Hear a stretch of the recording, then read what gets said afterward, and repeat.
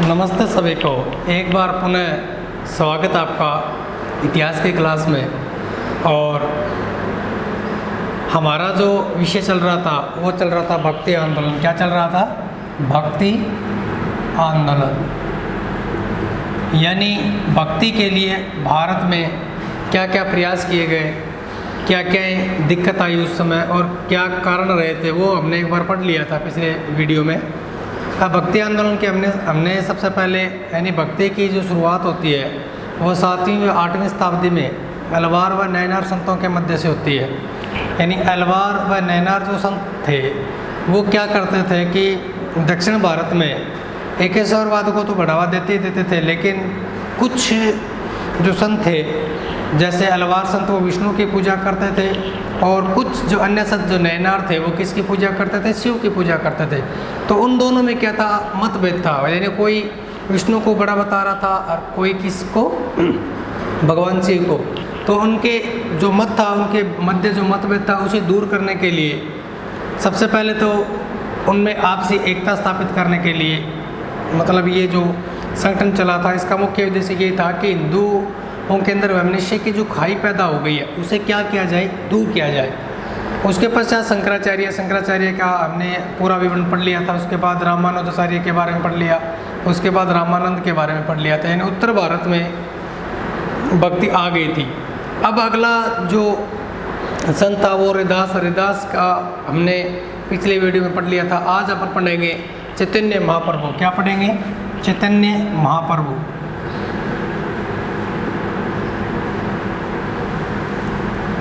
ठीक है, सबसे पहले देखिए इनका जन्म 1486 यानी जन्म 1486 नादिया, ये नादिया पड़ता है पश्चिम बंगाल में। कहाँ पर है? पश्चिमी बंगाल। नादिया पश्चिमी बंगाल। ठीक है, इनके जो माता पिता, इनका वास्तविक नाम जो था वो विशंबर था। वास्तविक नाम क्या था? विशंबर। वास्तविक नाम विशंबर।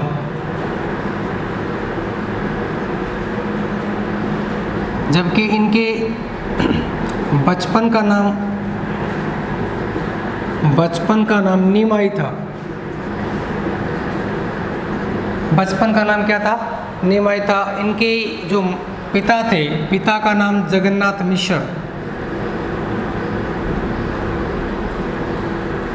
जगन्नाथ मिश्र व माता जी का नाम सच्ची था। ठीक है, इन्होंने देखिए क्या किया था? भगवान श्री कृष्ण की भक्ति पर बल दिया था। भगवान श्री कृष्ण की भक्ति पर बल दिया। भक्ति पर बल दिया। ठीक है, इन्होंने क्या किया? भगवान के लिए हरि शब्द का प्रयोग किया। हरि शब्द का प्रयोग किया। भगवान के लिए हरि शब्द का प्रयोग किया और खुश करने के लिए भगवान को, यानी भक्ति में ये कीर्तन को लेकर आए। किसको लेकर आए? कीर्तन को लेकर आए। किसको लेकर आए? कीर्तन। आपको मैं ये सारा बाई डिटेल से बता दूंगा। कीर्तन को लेकर आए। किसको लेकर आए? कीर्तन को लेकर आए।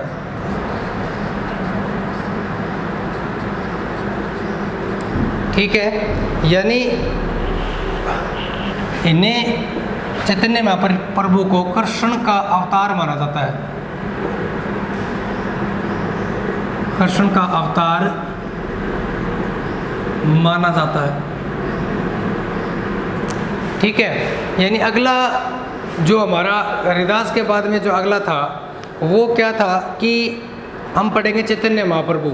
और इन्होंने चैतन्य महाप्रभु ने गौड़ीय संप्रदाय की स्थापना की। गौड़ीय संप्रदाय की स्थापना की। इनकी जो पीठ है वो पीठ दो जगह पे है। कहाँ पे है? दो जगह पे, यानी एक पीठ तो इनकी वृंदावन मथुरा में, पीठ वृंदावन मथुरा में, और दूसरी इनकी जो पीठ है वो कहाँ है? जयपुर में। कहाँ पर है? जयपुर में। कहाँ पर है?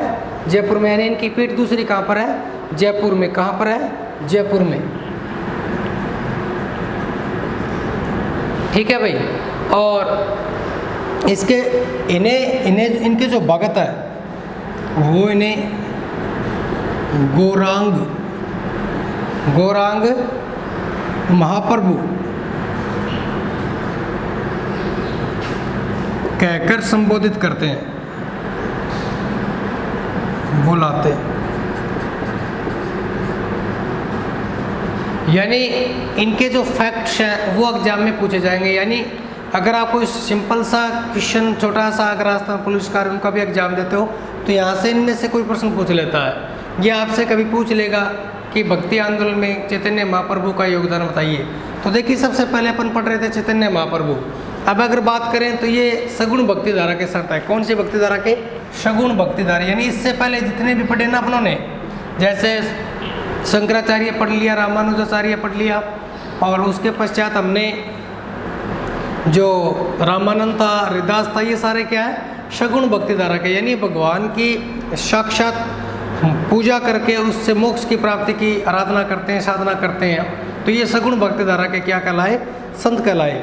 अब चैतन्य महाप्रभु है ना, चैतन्य महाप्रभु ये एक बहुत अच्छे संत हुए। कहाँ पर? उत्तर भारत में।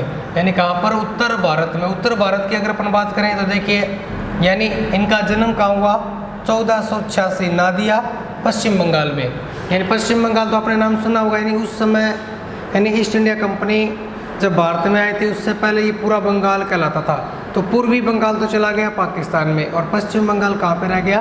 भारत में रह गया। पश्चिम बंगाल, जहाँ की वर्तमान मुख्यमंत्री ममता बनर्जी है, जो कि इसकी जो कैपिटल है पश्चिम बंगाल की वो कलकत्ता, और वो हुगली नदी के किनारे है। तो जन्म 1486 नादिया, पश्चिमी बंगाल में। ठीक है। यानी उत्तर भारत का संत हो गया। यानी उत्तर भारत में भक्ति की अलग जगने अब लग गई है, क्योंकि उत्तर भारत में भक्ति का जो श्रेय जाता है वो किसको जाता है? रामानंद को जाता है। यानी रामानंद जो थे वो उत्तर भारत में क्या लेकर आए थे? भक्ति लेकर आए थे। उसके पश्चात देखिए इनका जो वास्तु ये एग्जाम में पूछ लेते हैं बहुत बार भी। आपने मतलब अगर ऑब्जेक्टिव या डिस्क्रिप्टिव जो भी एग्जाम देते हो तो उसमें पूछ लिया जाता है कि इनका जो वास्तविक नाम क्या था? वो विशंबर था। जबकि इनको संत बनने के बाद किसकी उपाधि दी गई? चैतन्य महाप्रभु की उपाधि दी गई। ठीक है। यानी चेतना से युक्त साधु महाप्रभु, यानी महान है जो प्रभु। इनके बचपन का नाम क्या था? नीमाई था। क्या नाम था? नीमाई। इनके बचपन का नाम क्या था? नीमाई था। और इनके पिता का नाम जगन्नाथ मिश्र और माता का नाम क्या था? सची था। ठीक है। इन्होंने भगवान श्री कृष्ण की भक्ति पर बल दिया। यानी देखिए हमारा जो सनातन धर्म है उसमें न तो भक्तों की कमी है और न ही देवताओं की कमी है, क्योंकि सनातन धर्म के अंदर क्या होता है कि जो मानव का कल्याण करता है वो अपने आप में भगवान होता है। यानी जो सनातन धर्म में तो ये कहा गया है कि कोई व्यक्ति अगर अच्छे कर्म करता है और आपका भला करता है, वो किसी का बुरा नहीं सोचता, तो वो अपने आप में क्या है? कि भगवान है। तो इसी प्रकार कोई भगवान श्री राम की पूजा करता है, कोई कृष्ण की करता है, कोई विष्णु की करता है, कोई शिव की करता है, लेकिन उनका लक्ष्य एक ही होता है, भगवान की आराधना करते हुए मोक्ष की क्या करनी? प्राप्ति करनी, और जन्म मरण का जो ये बंधन है इससे क्या पाना? छुटकारा पाना। और एक अच्छी ध्यान रखना, एक अच्छी मौत के लिए मनुष्य जीवन भर प्रयत्न करता है। यानी अच्छी मौत के लिए हम लोगों को भक्ति भाव ये सब करना पड़ता है, क्योंकि मोक्ष की प्राप्ति तभी होगी जब हम अच्छे कर्म करेंगे। और मोक्ष कब मिलेगा? ये मरने के बाद पता चलता है। यानी अपन मर जाएंगे तभी अपने को पता चलेगा कि दुनिया में कहीं स्वर्ग है कि नरक है। जीते जी इंसान को कभी इस बातों का पता नहीं चल पाता और वो सांसारिक मोह माया में घिरा रहता है। जबकि ये कटु सत्य है कि इंसान जब आता है तो मुट्ठी बंद करके आता है। यानी इंसान जब दुनिया में आता है मुट्ठी बंद करके आता है, और जब दुनिया से जा रहा होता है तो मुट्ठी खोल के जाता है। यानी कबीरदास जी कहते हैं कि कबीरा जब तुम आए जगत में, कबीरा जब तुम आए जगत में, जग हंसा तुम रोए, कबीरा जब तुम गए जगत से आप हंसे जग रोए। यानी इंसान जब धरती पर यानी माँ के गर्भ से पहली बार आता है, मुट्ठी बंद करके आता है, खुद रोता है और धरती पर माँ के गर्भ से निकलते ही सबसे पहले रोने की एक्टिविटी करता है और उसके पश्चात उनके जो घर वाले हैं उनको बहुत ज़्यादा खुशी होती है। लेकिन जब वो खाली हाथ सब कुछ यानी वो जितना कर्म करता है, जितने अपने जीवन में धन दौलत पैसा रुपया रुतबा जो भी कमाता है वो यहीं पर छोड़कर कुछ अपने साथ नहीं लेके जाता कुछ भी, लेकिन फिर भी दुनिया उसके पीछे रोती है। यानी दुनिया में सबसे महान जो विश्व विजेता रहा था इतिहास के अंदर, उसका बहुत बार नाम आता है सिकंदर मान का। तो सिकंदर मान जब बीमार हुआ था, यानी सिकंदर के मान के बारे में कहा जाता है कि सिकंदर ने यानी उस समय मैसेडोनिया के शासक जो यूनान के जो शासक थे, जिन जिन देशों को जानते थे उन देशों को सिकंदर ने जीत लिया था। और आखिर में सिकंदर हमारे उत्तर भारत में यानी झेलम नदी के किनारे आकर हारता, राजा पोर्स के साथ उसका युद्ध भी होता है। तो एक बार सिकंदर बीमार हो गया था।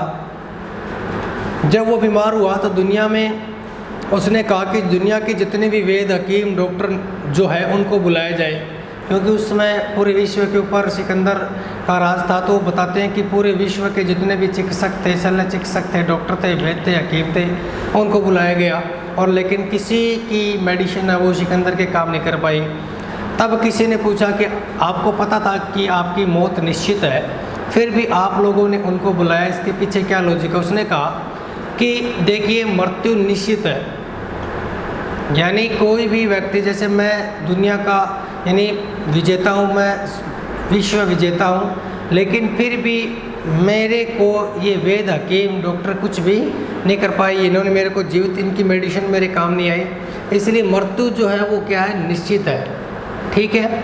फिर उसने कहा कि मेरे जो दोनों हाथ हैं वो क्या हो, खाली जब मैं अर्थी पर हूँ तो बाहर लटके होने चाहिए, ताकि दुनिया को ये पता चले कि दुनिया को जीतने वाला सिकंदर मान क्या जा रहा था, खाली जा रहा था। यानी दुनिया के ए मुसाफिर, यानी एक कब्र थी, उस कब्र के ऊपर एक लाइन लिखी हुई थी। यानी जब अपन शमशान भूमि में कब्र के ऊपर जाते हैं तो वहाँ पर एक लाइन लिखी हुई थी कि मंजिल तो तेरी यही थी, बहुत देर लगा दी तूने आते आते, क्या मिला तुझे इस संसार में रहकर, तेरे अपनों ने जला दिया तुझे जाते जाते। ठीक है। तो इस प्रकार से ये जो सांसारिक मोह माया है, इनसे इंसान चाहकर भी नहीं उभर पाता है। और जो इन सांसारिक मोह माया से अगर इंसान कोई ऊपर उठ जाता है तो अपने आप में एक संत है, अपने आप में एक वो क्या है, भगवान है, भगवान बोल सकते हो आप उसको। क्योंकि जो व्यक्ति अच्छे कर्म करेगा, जो मोह माया से दूर हट जाएगा, तो फिर उसी अन्य किसी चीज़ की लालसा भी नहीं रहेगी। और अगर किसी के मन में लालसा ही खत्म होगी तो अपने आप में क्या है, एक भगवान है। ठीक है। तो आगे देखिए, इन्होंने भगवान के लिए किसका, जैसे आज अपन बोलते हैं ना हरि हरि, हरे कृष्णा हरे मुरारी। ठीक है। तो इस प्रकार जो हरि शब्द का जो प्रयोग, भगवान के लिए जो हरि शब्द का प्रयोग करने वाले जो व्यक्ति थे वो कौन थे, चैतन्य महाप्रभु थे। कौन थे, चैतन्य महाप्रभु। यानी भगवान के लिए इन्होंने किसका शब्द किया था, हरि शब्द का। और हरि शब्द का अर्थ होता है पालक। यानी भगवान जो है वो हमारे क्या है, पालक है, हमारी रक्षा करते हैं। यानी अनेकों प्रकार की कृत्रिम प्राकृतिक जो भी हमारी जो पीड़ाएं होती है, हमारी जो मुसीबत होती है, उनसे हमारी जो रक्षा करते हैं वो कौन करते हैं, हरि करते हैं, भगवान करते हैं। ऐसा इनका मानना था।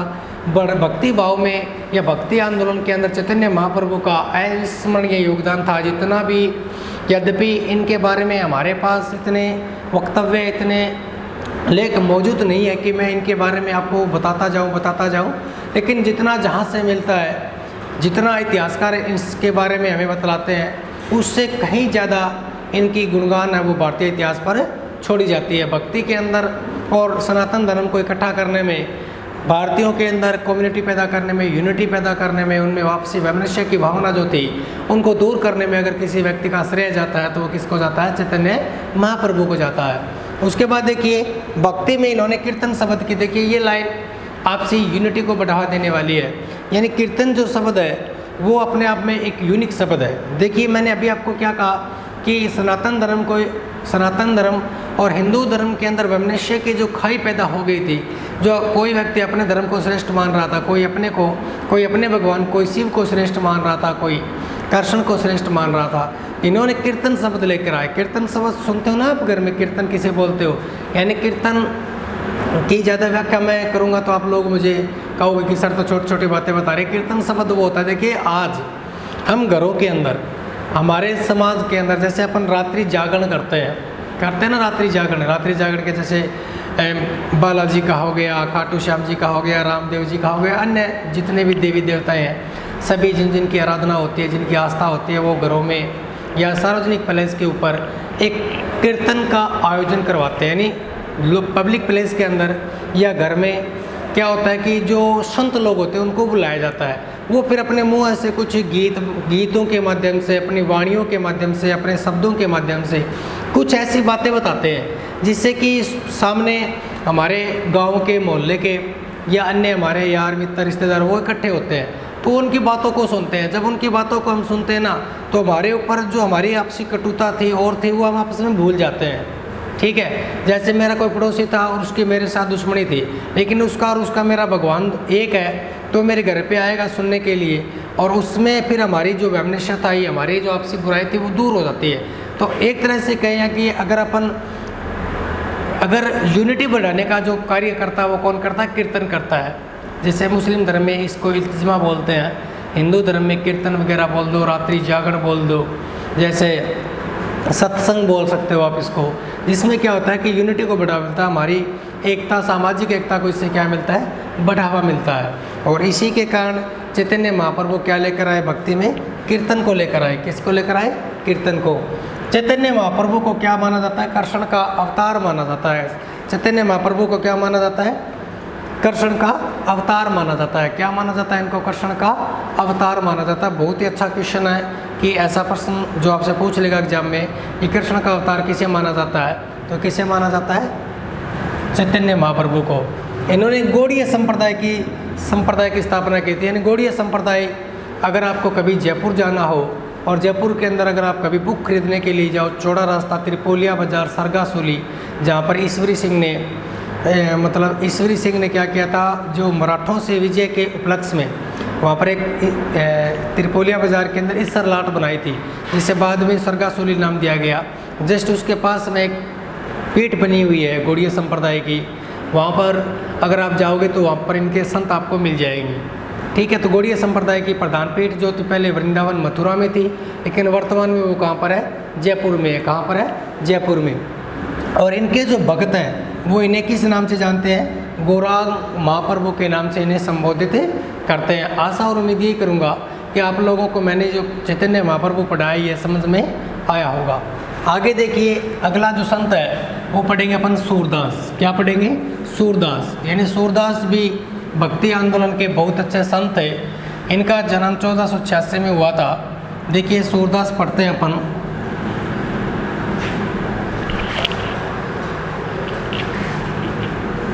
सूरदास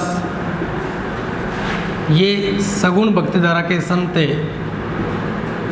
ठीक है, इनका जो जन्म है वो 1478, इनका जो जन्म है वो 1478 आगरा यूपी में हुआ। कहाँ हुआ? आगरा यूपी में।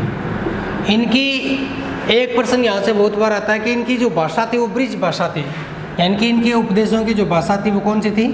ब्रिज भाषा थी।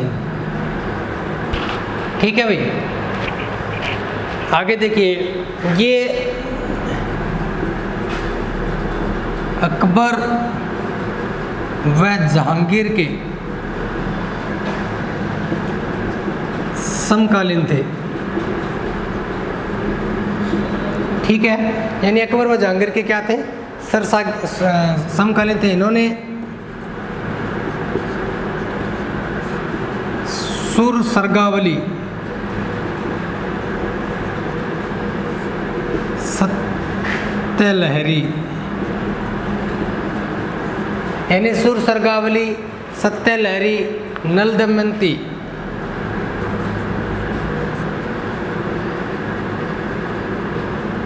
नल दमयंती और आदि जैसे आदि ग्रंथों की क्या की थी? रचना की थी। आदि ग्रंथों की रचना की। यानी सुर सर्गावली, सत्य लहरी, एक और है सुर सागर। सुर सागर तो लिख दिया मैंने, सुर सागर, हाँ सुर सागर अलग है। सुर सागर, सुर सर्गावली, सत्य लहरी, नल दमयंती जैसे ग्रंथों की क्या की थी, रचना की थी। सूरदास को पुष्टि मार्ग का जहाज कहा जाता है। सूरदास को पुष्टि मार्ग का जहाज कहा जाता है।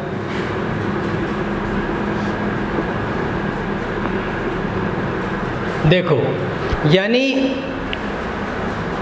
चैतन्य महाप्रभु पढ़ लिया, और चैतन्य महाप्रभु के बाद में हमारा जो नेक्स्ट टॉपिक था वो था सूरदास।